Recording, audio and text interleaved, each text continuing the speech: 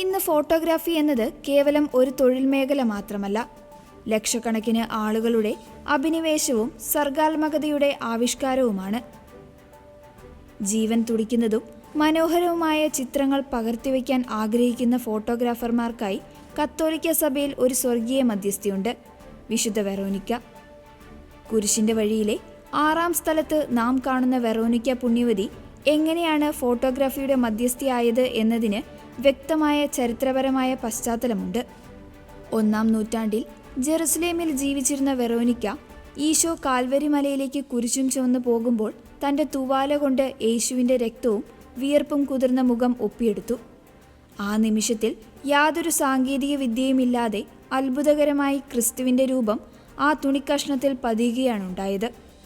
ലോകത്തിലെ ആദ്യത്തെ ചിത്രം അല്ലെങ്കിൽ ഛായാചിത്രം ഇങ്ങനെ തുണിയിൽ അച്ചടിക്കപ്പെട്ടതിനാലാണ് വിശുദ്ധ വെറോനിക്കയെ ഫോട്ടോഗ്രാഫർമാരുടെയും ഫോട്ടോഗ്രാഫിയുടെയും സംരക്ഷകയും മധ്യസ്ഥയുമായി സഭ വണങ്ങുന്നത്.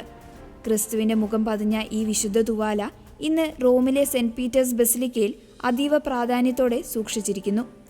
പിൽക്കാലത്ത് ലോകപ്രശസ്തരായ ചിത്രകാരന്മാർ യേശു ക്രിസ്തുവിൻ്റെ ഛായാചിത്രങ്ങൾ വരയ്ക്കുവാനായി മാതൃകയാക്കിയതും ഈ തുവാലയിലെ തിരുമുഖ അടയാളങ്ങളെയാണ്.